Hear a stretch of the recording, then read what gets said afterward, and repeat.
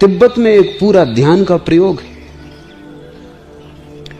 जिस प्रयोग में शिष्य को 1000 बार गुरु के सामने झुकना पड़ता है, 2000 बार, 3000 बार, 5000 बार। गुरु बैठा है अपने कमरे में, शिष्य बाहर है, काम कर रहा है, लेकिन उसको दिन में 5000 बार गुरु की दिशा में साष्टांग दंडवत करनी। क्या राज है उस 5000 बार झुकने का, और इतना ध्यान लग जाता है उस झुकने से, कुछ और करना नहीं पड़ता, बस इतना याद रखना है कि 5000 बार दिन में झुक जाना है। ऐसा भी नहीं कि गुरु के चरण वहीं हो, मील 2 मील दूर भी हो सकता है शिष्य, लेकिन जिस दिशा में गुरु है उस तरफ झुकते रहना है। गुरु से कुछ लेना देना भी नहीं है, गुरु तो बहाना है, असली बात तो झुकना है। गुरु तो खूंटी है, कोई भी खूंटी काम कर देगी, झुकने को टांगना है। पश्चिम के लोग बड़ी मुश्किल में रहेंगे क्योंकि वो समझ नहीं पाते। हिंदू देखो सूरज के सामने सूर्य नमस्कार कर रहे हैं, सूर्य को कुछ नमस्कार करने से होने वाला है, वो कोई सवाल ही नहीं। नमस्कार करने की कला है, उसको सीखना है। सूरज भी काफी ठीक है, सूर्य नमस्कार ध्यान का एक गहरा प्रयोग है। सूरज के कारण नहीं, अगर तुमने सूरज के कारण समझा तो तुम भूल गए झुकने के कारण। तो पहला कदम है कि झुको, फिर दूसरा कदम है कि नीचे होने में कुशल हो जाओ, तब सारा संसार तुम्हारी तरफ बहता रहेगा, तुम्हारी संपदा का अंत न होगा। तुम कितनी ही उलीचो और बांटो अपने आनंद की संपदा को, वो बढ़ती ही जाएगी, क्योंकि तुमने गड्ढा बना लिया, अमृत चला आ रहा है। तुम दोनों हाथ उलीचते रहो, कुछ भी चुकेगा ना, जितना उलीचोगे उतना पाओगे बढ़ता चला जाता है। इस तरह वे खड्डों घाटियों के स्वामी बन गए। लोगों के बीच प्रधान होने के लिए किसी को उनके अनुगति की तरह होना चाहिए। अगर तुमने लोगों के आगे होने की कोशिश की तो लोग तुम्हें पीछे पहुंचा देंगे। लोग यानी अहंकार से भरी हुई प्रतिमाएं पागल है। तुमने अगर आगे होने की कोशिश की तो घसीट के तुम्हें पीछे कर देंगे, तुमने अगर पीछे होने की कोशिश की तो तुम्हें सिर आंखों पर उठा लेंगे। जब तुम उनके अहंकार पर चोट नहीं करते तब वे तुम्हें स्वीकार कर लेते, जब तुम उनके अहंकार पर चोट करते हो तब उनका अहंकार प्रतिशोध से भर जाता है। और लोग तो पागल हैं। तो लाओस से कहता है, अगर तुम चाहते हो कि सच में ही तुम लोगों के आगे हो जाओ तो कला है पीछे हो जाना। लेकिन यहां एक बात समझ लेना कि अगर तुम आगे होने के लिए ही पीछे हो रहे हो तो तुम चूक जाओगे, क्योंकि वो तो कोई बात ना हुई, तुम किसको धोखा दोगे। तो इसको ऐसा मत समझना कि अगर तुम चाहते हो आगे होना तो पीछे हो जाओ, क्योंकि अगर आगे होने की चाह है और पीछे होना केवल एक साधन है तो तुम पीछे हो ही नहीं रहे। बाजीद के एक शिष्य ने उससे कहा कि मैंने तुम्हारे वचनों में पढ़ा और तुमसे सुना कि अगर तुम स्त्रियों को छोड़ दोगे तो स्त्रियां तुम्हारे पीछे आएंगी, अगर तुम धन छोड़ दोगे तो धन की देवी तुम्हारा पीछा करेगी। आज 20 साल हो गए और अभी तक कोई आया नहीं। तो बाजीद ने कहा वो आएगा भी नहीं, क्योंकि तुम पीछे लौट लौट के देख रहे हो। वो धन की देवी आएगी भी नहीं, क्योंकि तुम धोखा नहीं दे सकते धन की देवी को। तुमने पीछे लौट के देख रहे हो तो तुम धोखा अपने को ही दे रहे हो। अगर तुम श्रेष्ठ होना चाहो लोगों में इसलिए पीछे खड़े हो जाओ तो तुम कभी भी लाओसे को न समझ पाओगे। हां, अगर तुम पीछे खड़े हो जाओ तो तुम श्रेष्ठ हो जाओगे, वो बाई प्रोडक्ट है, वो परिणाम है। वो जो पीछे हो जाता है उसको लोग सिर आंखों पर उठा लेते हैं, इसलिए नहीं कि उसकी चाह थी, बल्कि इसलिए कि जो पीछे हो जाता है वो श्रेष्ठ हो जाता है। उसे श्रेष्ठ होने की चाह नहीं है, पीछे हो जाने में श्रेष्ठ हो जाना छिपा है। श्रेष्ठ होने की चाह तो निकृष्ट मन की चाह है, श्रेष्ठ होने की चाह तो हीनता की चाह है। उसने सब हीनता छोड़ दी, उसने हीनता इस तरह छोड़ दी कि अब वो सबके पीछे खड़ा हो सकता है अपनी महागरिमा में। अब वो अपनी गरिमा को अपने भीतर संभाले हुए, अब किसी के आगे होने से आगे होने का सवाल नहीं है। अब वो अपने भीतर और परम आनंदित है और उसका दिया जल गया है। अब वो श्रेष्ठ है, लोग उसे सिर आंखों पर उठा लेंगे, लेकिन इस कामना से तुम पीछे मत खड़े होना, नहीं तो तुम्हारा दिया बुझा ही रहेगा। तुम पीछे खड़े ही नहीं हो, तुम तो प्रतीक्षा करोगे कि कब लोग आएं, कब आंखों पे उठाएं। तुम बार बार लाओत्से की किताब पढ़ोगे कि कहीं कुछ भूल चूक तो नहीं होगी पढ़ने में। अभी तक लोग आए नहीं, अभी तक सिर आंखों पे उठाया नहीं। कितनी देर हुई जाती है, जीवन खोया जा रहा है। किसी को उनके अनुगत की तरह बोलना चाहिए, इसलिए संत आदेश नहीं देते, सिर्फ उपदेश देते। आदेश तो सम्राट देते, उनकी मालकियत। उपदेश का तो अर्थ होता है केवल सलाह। मानो तो ठीक, न मानो तो भी ठीक है। और संत बिना मांगे सलाह भी नहीं देते। बुद्ध का तो नियम था कि जब तक कोई 3 बार न पूछे वो जवाब न देते थे। इसलिए बुद्ध की किताबों को पढ़ना बड़ा मुश्किल हो जाता है, क्योंकि 3 बार आदमी सवाल पूछता है और तब बुद्ध 3 बार जवाब देते। बहुत लंबा हो जाता है, 6 गुना हो जाता है काम। बुद्ध से किसी ने पूछा कि आप 3 बार के लिए क्यों रुकते हैं? बुद्ध ने कहा कि जो मांगता है उसी को मिल सकता है, और 3 बार पूछने का केवल इतना ही प्रयोजन है कि वस्तुतः तुम पूछना ही चाहते हो, ऐसी ही जिज्ञासा से नहीं आ गए हो। तुम्हारे प्राण दांव पे लगे, तभी सलाह दी जा सकती है। लेने वाला तैयार हो तभी दी जा सकती है, लेने वाला आतुर हो तभी दी जा सकती, लेने वाला प्यासा हो तभी। और पूछा गया कि आप 3 बार फिर उत्तर क्यों देते? बुद्ध ने कहा लेने वाला कितना ही तैयार हो फिर सोया हुआ है। एक बार में न सुन पाए शायद दोबारा सुन ले, दोबारा न सुन पाए तो शायद तीसरी बार सुन ले। जीसस ने अपने शिष्यों से कहा कि कोई तुम्हारे साथ दुर्व्यवहार करे तो 7 बार क्षमा कर देना। एक शिष्य ने पूछा कि ठीक, फिर 8वीं बार क्या करना? 7 बार क्षमा कर दिया, फिर 8वीं बार। तो जीसस ने कहा 7 बार नहीं, 77 बार। और अगर तुम पूछोगे 78वीं बार क्या करना, तो मैं कहूंगा 777 बार, क्योंकि वो तो बात ही ना हुई। तुम समझे ही नहीं, चूक गए। 7 बार तो सिर्फ प्रतीक है क्षमा कर देने का। क्षमा कर देना ये मतलब है। 7 बार तो इसलिए कह रहे हैं कि तुम्हारा भरोसा नहीं है।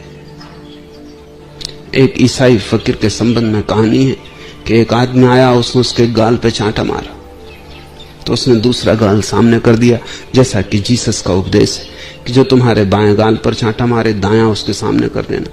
वो आदमी भी दुष्ट था, उसने भी जीसस की किताब पढ़ी थी।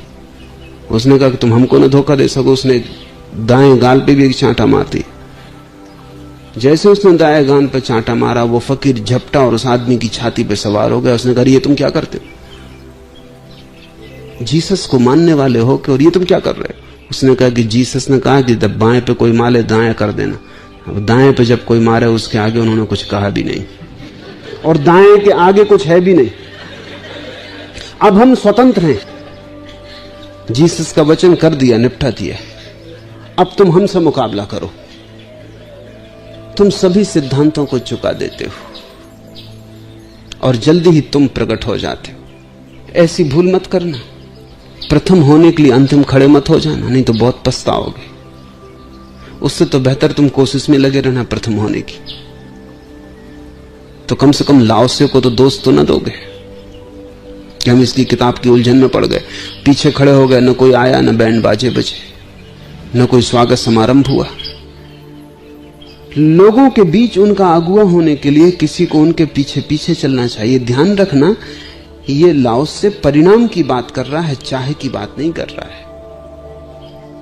अगर तुम पीछे पीछे चलोगे तो तुम अचानक पाओगे कि तुम अगुआ हो गए हो। यह परिणाम है पीछे चलने का। इसके लिए तुम्हारी चाहे की कोई भी जरूरत नहीं। तुम्हारी चाहे आई कि लाओसे का सिद्धांत काम ना करेगा, क्योंकि तुम फिर पीछे चल ही नहीं रहे,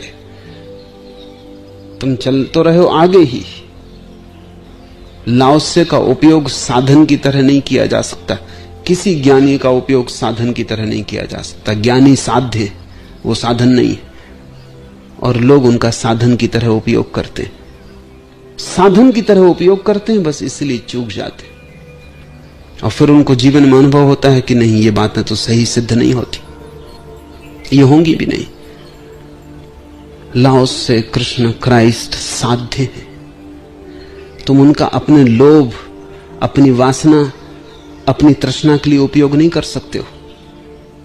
तुम अगर उनकी मान के चलो तो तुम एक दिन अचानक पाओगे कि जो जो उन्होंने कहा था वो रत्ती रत्ती 100% सही उतरता है, क्योंकि जो उन्होंने कहा है वो उनके जीवन में सही उतरा है, तभी कहा है। इस तरह संत ऊपर होते हैं और लोग उनका बोझ अनुभव नहीं करते। अगर तुम किसी के ऊपर रहोगे तो लोग तुम्हारा बोझ अनुभव करेंगे। और बोझ को कौन सहना चाहता है? बोझ को फेंक देना चाहता है कोई भी। बोझ तो आत्मघाती हो जाता, उसमें तो तुम्हारी आत्मा तड़फने लगती, तुम्हारे पंख कट जाते। पति पत्नी के ऊपर है तो बोझ है, पत्नी पति के ऊपर है तो बोझ है, पिता बेटे के ऊपर है तो बोझ है, और बेटा कोशिश करेगा कब इस बोझ को उतार कर रख दे। और सारी जिंदगी में हर आदमी की कोशिश है कि कैसे ऊपर हो जाए, और इसलिए तुम सभी पे बोझ बन जाते हो, पत्थर की तरह लटक जाते हो गर्दनों में। और हर एक चाहता है कि तुमसे छुटकारा कैसे हो। लाओस से कह रहा है संत भी ऊपर होते, लेकिन उनके होने की कला बड़ी अनूठी है। वो नीचे हो जाते और इसलिए लोग उन्हें सिर आंखों पे ले लेते। वो खुद ऊपर नहीं बैठते, लोग उन्हें ऊपर बिठा देते। और जब कोई अपनी ही मौत से किसी को अपने सिर पे लेता है तब बोझ मालूम नहीं पड़ता। जब कोई जबरदस्ती तुम्हारे सिर पर होता तब बोझ मालूम पड़ता है। इसलिए प्रेम निर्बोझ कर देता है। और संत बड़ा प्रेम जगाते, क्योंकि जो आदमी सबसे पीछे बैठा है वो तुम्हारे अहंकार को तो चोट देता ही नहीं, उससे तुम्हारा कोई संघर्ष ही नहीं है। अचानक उसकी विनम्रता तुम्हें छूने लगती, उसके पास एक विनम्रता का वातावरण होता है, एक अलग ही ऊर्जा का प्रवाह होता है।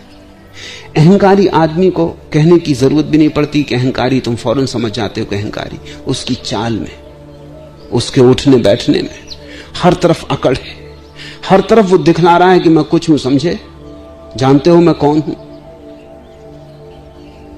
विनम्र आदमी ऐसे है जैसे छिपा है, जैसे नहीं चाहता कि तुम्हारी आंख में पड़े, जैसे नहीं चाहता कि तुम्हारे रास्ते को काटे, जैसे नहीं चाहता कि आवाज हो जाए, पग ध्वनि भी तुम्हें सुनाई पड़े और बाधा पड़े।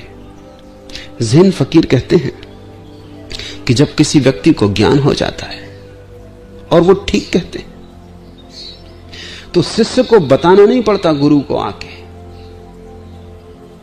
कि ज्ञान हो गया। शिष्य के आते ही गुरु कह देता है तो हो गया, बात पूरी हो गई। ऐसा भी हुआ है कि रिंझाई जब ज्ञानी हुआ और अपने गुरु के झोपड़े की तरफ गया तो वो बाहर सीढ़ियां चढ़ रहा था और गुरु ने भीतर कोठे से चिल्ला के कहा तो रिंझाई पा गया। अभी गुरु ने देखा नहीं, सिर्फ पग ध्वनि सुनी थी। रिंझाई चकित हुआ और शिष्य चकित हुए। उन्होंने गुरु से पूछा कि बात क्या है, तो उन्होंने कहा कि जब अहंकारी चलता है तो उसकी पग ध्वनि अलग होती, उसके पैर में भी चोट होती, वो पैर की आवाज से भी कहता है मैं आता हूं, राह करो। और जब विनम्र आदमी आता है तो उसके पैरों में वो चोट नहीं होती, उसके पैरों में माधुर्य आ जाता है। उसके पैर ऐसे आते हैं कि किसी को बाधा न पड़ जाए, किसी के सुर संगीत में कोई व्यवधान न आ जाए, मेरे चलने से भी किसी को कोई अड़चन न हो जाए। वो ऐसे आता है जैसे छाया आती। रिंझाई ने खुद एक गीत लिखा है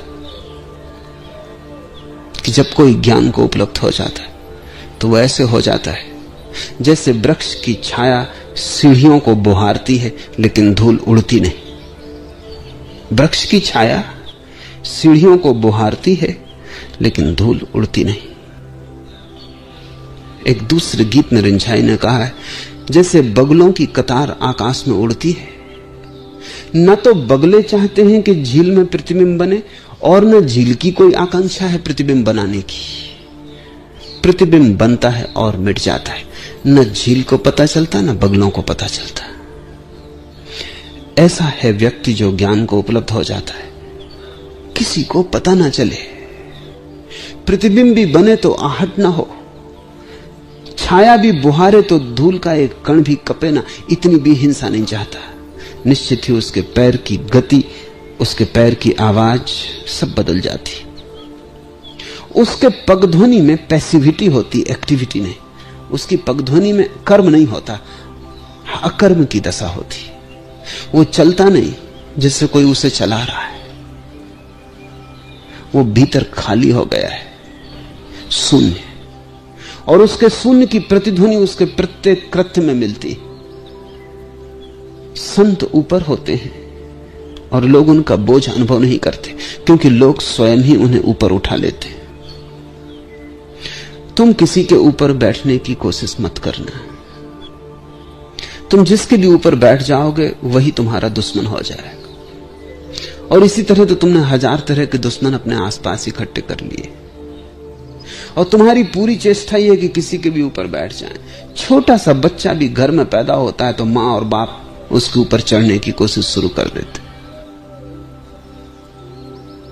छोटे से बच्चे को भी तुम छोड़ते नहीं, उसकी भी सवारी करते हो। और तब अगर बच्चे मां बाप के दुश्मन हो जाते हैं तो कुछ आश्चर्य नहीं। अगर पति पत्नी के बीच तालमेल खो जाता है तो कुछ आश्चर्य नहीं, क्योंकि दोनों एक दूसरे के ऊपर सवारी की कोशिश में संलग्न है। कौन किसको डोमिनेट करे, कौन किसको चलाए, कौन असली मालिक। क्या तुम इतने हीन हो कि तुम्हें छोटे बच्चे से भी प्रतिस्पर्धा करनी पड़ती? क्या तुम इतने हीन हो कि तुम अपनी पत्नी के ऊपर भी निर्बोझ नहीं हो सकते? क्या तुम इतने हीन हो कि तुम अपने पति को भी निर्बोझ नहीं छोड़ पाते? जितनी श्रेष्ठता होती है उतना ही आदमी दूसरे को निर्बोझ छोड़ देता है, और जितनी हीनता होती है उतना ही आदमी दूसरे की छाती पे सवार होता है। क्यों? क्योंकि जब तुम श्रेष्ठ होते हो लोग स्वयं ही तुम्हें सिर पे उठा लेते हैं। जब तुम निकृष्ट होते हो तभी तुम्हें खुद सीढ़ी लगा के लोगों के सिर पे चढ़ना पड़ता है, क्योंकि निकृष्ट को कौन सिर पे रखेगा। इसलिए तो तुम्हारी राजनीति निकृष्ट लोगों का धंधा हो जाती है। उसमें जो निम्नतम है समाज में वे संलग्न हो जाते हैं, क्योंकि राजनीति सीढ़ी है जिससे पूरे मुल्क की छाती पर और सिर पे चढ़ के बैठा जा सकता है। अगर दुनिया की राजधानियां परमात्मा कुछ तरकीब करे और एकदम से विलीन हो जाएं, सिर्फ राजधानियां, तो दुनिया में 90% पाप एकदम विलीन हो जाएंगे। Delhi, London, Washington, Moscow, packing एकदम से समाप्त हो जाएं, क्योंकि वहां सब पागल, सब तरह के हीन ग्रंथि से भरे लोग इकट्ठे हो गए। राजधानियां घेर ली जानी चाहिए और उनको मानसिक अस्पतालों में बदल दिया जाना चाहिए। वहां सबके इलाज की जरूरत है। और वो निकृष्टतम लोग हैं, क्योंकि निकृष्ट ही सिर पे चढ़ना चाहता है। श्रेष्ठ को तो तुम सिर पे बिठा लो तो भी वो कहता है कि क्षमा करो, मुझे नीचे उतरने दो। क्यों नाहक कष्ट कर रहे हो? क्या कारण है इसका? कारण यह है कि श्रेष्ठ इतना श्रेष्ठ है अपने भीतर कि अब किसी के सिर पे बैठ के थोड़ी श्रेष्ठ होना है, और किसी के सिर पे बैठ के कभी कोई श्रेष्ठ हुआ है? श्रेष्ठता जब वस्तुता होती है तो उसकी गरिमा आंतरिक है, किसी दूसरे से उसका कोई संबंध नहीं।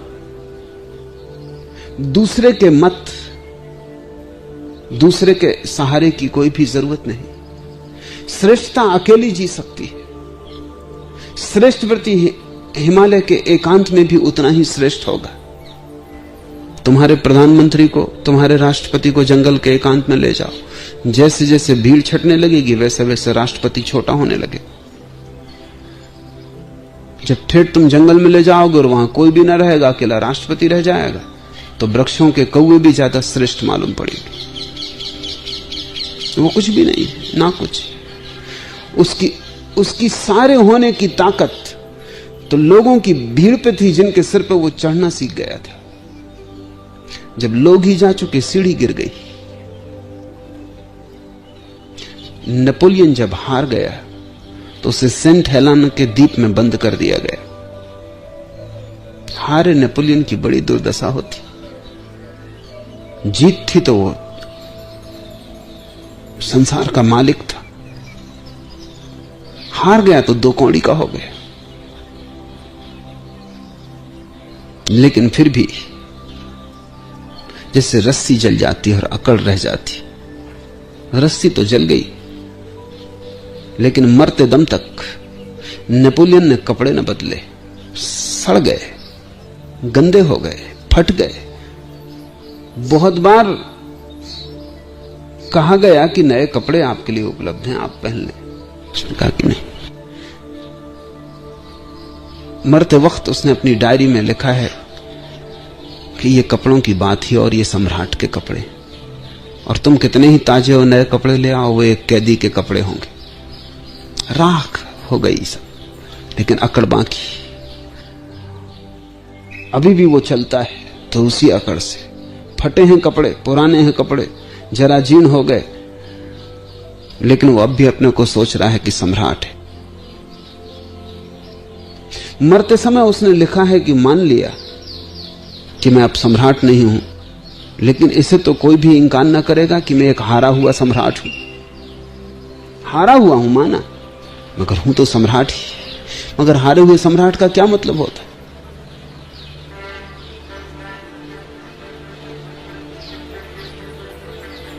आदमी जितना भीतर अभाव अनुभव करता है हीनता का कीड़ा जितना भीतर काटता है, उतने ही बाहर उपाय करता है कि कैसे उसे ढांक ले। बाहर रोशनियां जलाता है ताकि भीतर का अंधेरा न दिखाई पड़े। भीतर तो हर कोई जानता है कि मैं ना कुछ हूं, इसलिए दूसरों पर अकड़ जताता है। और ध्यान रखना, जितना ही कोई अकड़ जताए दूसरों पर, उतना ही छोटा आदमी भीतर छिपा है। बड़े आदमी की तो अकड़ होती ही नहीं। बड़ा आदमी तो ऐसा होता है जैसे हो ही ना। महानता शून्यता है, और जब तुम कहीं भी उस शून्यता को देखते हो तब अचानक तुम्हारा सिर झुक जाता है। तब तुम किसी को सिर पे रख लेना चाहते हो। संत ऊपर होते हैं अपने कारण नहीं, लोगों ने ऊपर उठा लेते। लोगों ने बिना ऊपर उठाए रह नहीं सकते, क्योंकि उनको ऊपर उठाने में पंख मिलते हैं। उनको ऊपर उठाने में तुम उनके साथ उड़ना शुरू करते हो। उनको तुम जितना ऊपर उठाते हो उतना ही तुम भी ऊपर उठते हो। निकृष्ट आदमी को ऊपर बिठाना खतरनाक है, क्योंकि जितना ही तुम निकृष्ट को ऊपर बिठाते हो तुम नीचे दबते हो, तुम और छोटे होते जाते हो। गुलाम होना बुरा है, क्योंकि तुम जब भी गुलाम होने को राजी हो जाते हो किसी के, तभी तुम्हारे भीतर सब सिकुड़ने लगता है, तुम और गुलाम होने लगते हो। लेकिन दास होने का मजा और। गुलामी और दासता में फर्क है। गुलाम तो जबरदस्ती बनाया जाता है, दूसरा तुम्हारी छाती पे सवार हो जाता है। और दास होने का मतलब है तुम किसी को अपने सिर पर उठा लेते हो। तो गुलामी परतंत्रता है, और दास हो जाने से बड़ी स्वतंत्रता नहीं। इसलिए कबीर कहते हैं, कहे दास कबीर। ये जो दास है कबीर का, ये गुलाम नहीं है, ये दासता अंगीकार की है। ये छोटा होना अपनी तरफ से स्वीकार किया है, ये पीछे होना अपनी तरफ से साधा है। अपने को ना कुछ बनाने में स्वेच्छा से चेष्टा की। वह आगे आगे चलते हैं और लोग उनकी हानि नहीं चाहते। जब तुम लोगों के आगे चलना चाहोगे तो लोग तुम्हारी हानि चाहेंगे, क्योंकि तुम उन्हें आगे होने देने में बाधा हो, तुम उनके दुश्मन हो। इसलिए राजनीति में कोई दोस्त नहीं होता। राजनीति में 2 तरह के दुश्मन होते, प्रगट दुश्मन, अप्रगट दुश्मन। प्रगट दुश्मन से भी अप्रगट दुश्मन ज्यादा खतरनाक होता है। इसलिए मैकियावेली ने जिसने कि राजनीति की बाइबल या वेद लिखा, अपनी किताब दी प्रिंस में कुछ सुझाव दिए। उसने कहा है कि राजनीतिज्ञ को, राजा को, सम्राट को, किसी को भी भूल के कभी मित्र नहीं मानना चाहिए, अन्यथा वो पछताएगा। क्योंकि जो आज मित्र है वो कल शत्रु हो सकता है। और उसने ये भी कहा कि शत्रु के संबंध में भी ऐसी बात नहीं कहनी चाहिए कि कभी मित्रता बनने का मौका आए तो वो बात बाधा बने, क्योंकि वहां कोई भी शत्रु हो सकता है, कोई भी मित्र हो सकता है। राजनीतिक के आसपास जो लोग होते हैं वो भी शत्रु हैं, क्योंकि वो भी कोशिश कर रहे हैं कि तुम जिस सिंहासन पर हो वो हो जाएं। तो कुछ शत्रु बाहर चेष्टा करते हैं वहां से आने की, और कुछ शत्रु घर के भीतर होते हैं और वहां से चेष्टा करते हैं। राजनीतिक का मित्र कोई हो ही नहीं सकता, क्योंकि जो महत्वाकांक्षा तुम्हें ले आई है वही दूसरों को भी ले आई। तो इंदिरा को डर कोई जयप्रकाश से ही नहीं, यशवंतराव चौहान से भी उतना ही ज्यादा। और बाहर के दुश्मन से तो सुरक्षा करना आसान, भीतर के दुश्मन से सुरक्षा करना मुश्किल, क्योंकि वो भीतर। इसलिए तो इंदिरा को रोज रोज पोर्टफोलियो बदलने पड़ते हैं कि किसी को भी ये भ्रांति ना हो जाए कि तुम जम गए। उखाड़ते रहना पड़ता है। तुमको पक्का पता रहना चाहिए कि तुम जम नहीं गए हो, कि तुम और आगे जाने की कोशिश करने लगो। तुम जहां हो वहीं रहने में तुम्हें लगाए रखना पड़ता है कि तुम किसी तरह वहीं बने रहो, क्योंकि तुम्हें अगर ये पक्का भरोसा हो जाए कि तुम जहां हो वहां से तुम्हें कोई नहीं हटा सकता, तो तुम और ऊपर चढ़ने की कोशिश शुरू कर दोगे। इसलिए हर राजनीतिज्ञ को अपने कैबिनेट को हमेशा उखड़ी हालत में रखना पड़ता है, कपाए रखना पड़ता है। तो किसी को भी पक्का भरोसा न हो जाए कि ये कुर्सी तय हो गई। अगर ये तय हो गई तो तुम्हारी शक्ति ऊपर वाली कुर्सी की तरफ जाने में संलग्न हो जाएगी। इसलिए इस कुर्सी को हिलाए रखना पड़ता है कि तुम्हारी ताकत इसी पे बैठे रहने में लगी रहे और तुम्हारी ताकत आगे ना जा पाए। राजनीति में मित्रता संभव नहीं, क्योंकि महत्वाकांक्षी की क्या मित्रता हो सकती। हम सब महत्वाकांक्षी हैं अगर हम सब एक दूसरे के दुश्मन हैं तब, क्योंकि हम वही पाने की कोशिश कर रहे हैं जो दूसरे भी कर रहे हैं, और वो न्यून है। चाहे धन हो, चाहे पद हो,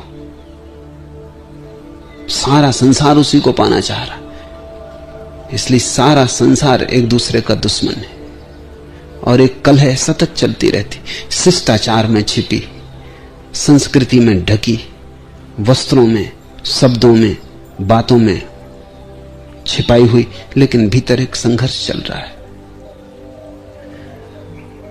संत आगे आगे चलते हैं और लोग उनकी हानि नहीं चाहते, क्योंकि संत तो पीछे चलता है, लोग ही उसको पकड़ के आगे ले आते हैं। और जैसे ही लोग उसे छोड़ दें वो फिर पीछे चला जाता है। ऐसी अनूठी घटना इस देश में घटी है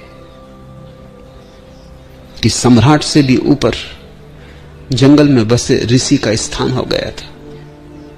वो हट गया था पीछे, लेकिन सम्राट जाके उसके चरण छूता।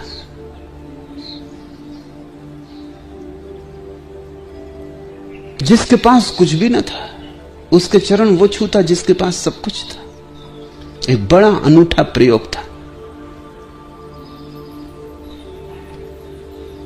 ऐसा हुआ कि एक गांव में बुद्ध का आगमन हुआ। जो सम्राट था उसके वजीर ने कहा कि आप चलें, नगर के बाहर स्वागत करें। सम्राट नया नया था, अकड़ से भरा था। उसने कहा कि क्यों मैं जाऊं, आखिर बुद्ध एक भिखारी ही है, और आना होगा तो खुद महल आ जाएंगे, मेरी क्या जरूरत जाने की।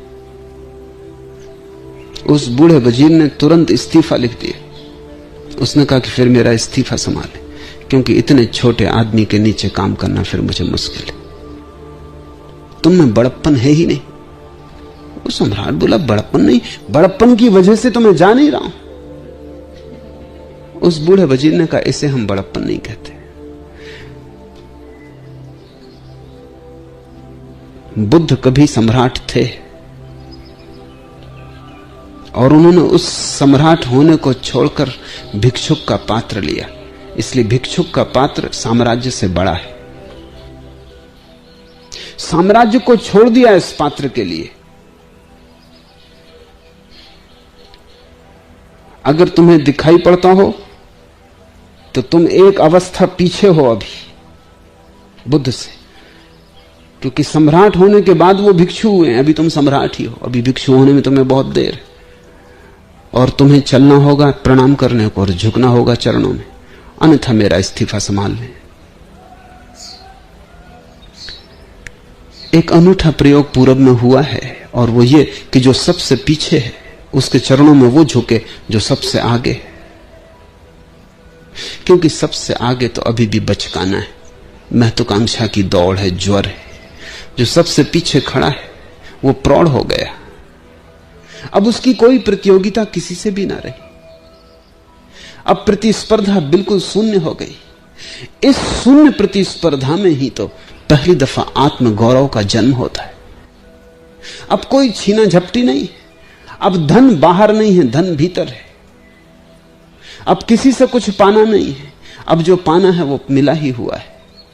अब भीतर का दिया जलता है, अब बाहर की रोशनियों का कोई सवाल न रहा।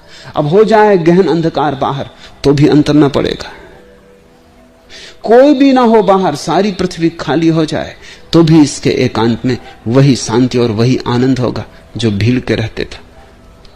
अब जंगल और बाजार में कोई फर्क ना रहा। अब तुम क्या कहते हो, अच्छा या बुरा, कोई उसकी संगति नहीं है। इतनी आत्मगरिमा में प्रतिष्ठित जो है उसी का नाम संत है। वह आगे आगे चलते हैं और लोग उनकी हानि नहीं चाहते, और तब संसार के लोग खुशी खुशी और सदा के लिए उन्हें सिर आंखों पर रखते, क्योंकि वह कलह नहीं करते। इसलिए संसार में कोई उनके विरुद्ध संघर्ष नहीं कर पाता। संत से लड़ना मुश्किल है, लड़े कि हारे। संत से अगर लड़े कि हारना सुनिश्चित है। संत को हराया नहीं जा सकता। क्यों? क्योंकि संत की कोई जीतने की आकांक्षा नहीं। जो जीतना ही नहीं चाहता उसे तुम हराओगे कैसे? रामकृष्ण से विवाद करने आए थे केशव चंद्र, हराने आए थे, हार के लौटे, क्योंकि रामकृष्ण ने विवाद किया ही नहीं। उल्टी ही हो गई बात सब। केशव चंद्र करने लगे तर्क की बात की ईश्वर नहीं है, सिद्ध करने लगे, और हर तर्क पर रामकृष्ण उठ उठ कर उनको गले लगाने लगे और कहने लगे वाह वाह, बिल्कुल ठीक कहा। थोड़ी देर में केशव चंद्र मुरझा गए कि अब करना क्या। जो भीड़ देखने आई थी रामकृष्ण की पराजय को, वो भी बड़ी बेचैन हो गई कि ये किस तरह का विवाद हो रहा है। तो केशव चंद्र ने कहा, आप मेरी सब बातों को हां कहते हैं तो आप पराजय स्वीकार करते हैं? रामकृष्ण ने कहा, मैंने कभी दावा ही कहां किया तुम्हें जीतने का। तुम्हारी जैसी प्रतिभा को और मुझ जैसा गंवार जीत सकेगा? असंभव। मगर एक बात तुमसे कहता हूं कि मैं तो बेपढ़ा लिखा हूं, परमात्मा की कोई बहुत बड़ी प्रतिभा मुझसे प्रकट नहीं हो रही। तुम्हें देख के मुझे पक्का भरोसा आ गया कि परमात्मा है। इतनी प्रतिभा, ऐसा तर्क, कैसे गजब की बातें तुमने कही। जहां इतनी प्रतिभा हो सकती है वहां परमात्मा होना ही चाहिए, क्योंकि पदार्थ से ऐसी प्रतिभा कैसे पैदा होगी।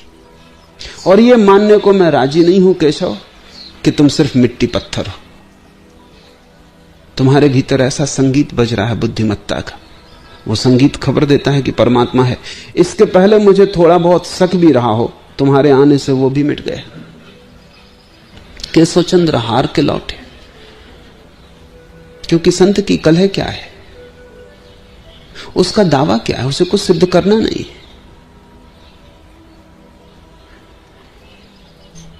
संत का कोई सिद्धांत थोड़ी है जिसे सिद्ध करना है, कोई शास्त्र थोड़ी है जिसे सिद्ध करना है। संत का तो एक जीवन है, और उस घड़ी में केशव की आंखें खुल गई और देखा संत के जीवन को, और देखी इस महिमा को जिसे कि विरोध भी हरा नहीं सकता, जिसे विवाद से मिटाया नहीं जा सकता।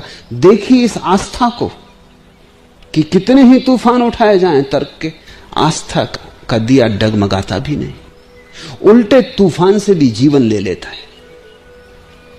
तुमने देखा कभी कि छोटे दिए बुझ जाते हैं हवा के झोंके में, लेकिन बड़ी आग लगी हो तो हवा घी का काम करती है। आग लग गई हो मकान में तो उस वक्त एक ही सुरक्षा है कि हवा ना चले, क्योंकि आग लगी हो मकान में और हवा चल जाए तो आग बढ़ जाएगी, बुझना मुश्किल हो जाएगा। लेकिन गणित तो देखो, छोटा सा दिया हवा आती तो बुझ जाता है, बड़ी आग हवा आती तो और जलती है। संत इतनी बड़ी आग है कि बुझाने को तुम अगर तूफान लाओगे तो घी का काम होगा। छोटे छोटे दिए विवाद से हार जाते हैं, बड़ी आग विवाद से बढ़ती। छोटे छोटे दिए लड़ो तो हरा सकते हो उन्हें, बड़ी आग से लड़ोगे तो जलोगे, हारोगे।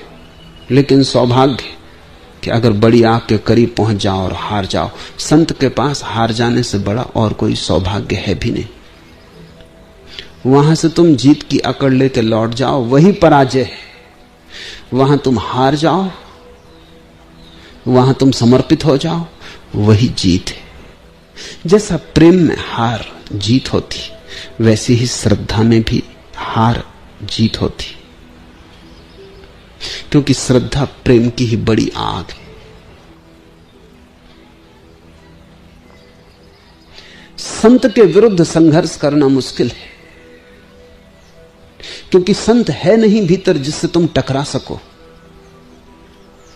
तुम संत के भीतर पाओगे महाशून्य, तुम्हें कहीं अवरोध ना मिलेगा, कोई दीवार नहीं होगी जो तुमसे लड़ने को तैयार है। तुम संत के भीतर जितने जाओगे उतना ही पाओगे कि और भीतर का आकाश खुलता चला जाता है।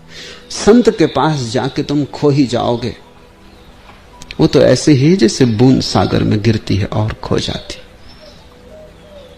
सौभाग्य है कि संत के पास पहुंच जाओ। क्यों कहता हूं सौभाग्य? क्योंकि जो लोग बहुत चालाक हैं, समझते हैं बहुत होशियार हैं, वो संत के पास आते ही नहीं। संत से बचने का वही एक उपाय है कि पास ही मत आओ, दूर दूर रहो, सुनी बातों को समझो। संत के संबंध में लोग क्या कह रहे हैं उन बातों को मान लो। संत के सामने सीधे सीधे मत आओ, तो ही बच सकते हो। अगर सीधे आ गए तो मिटोगे। और इसलिए जो बहुत चालाक है, अपनी मूढ़ता में चालाक है, वो सुनी बातों से जीते हैं।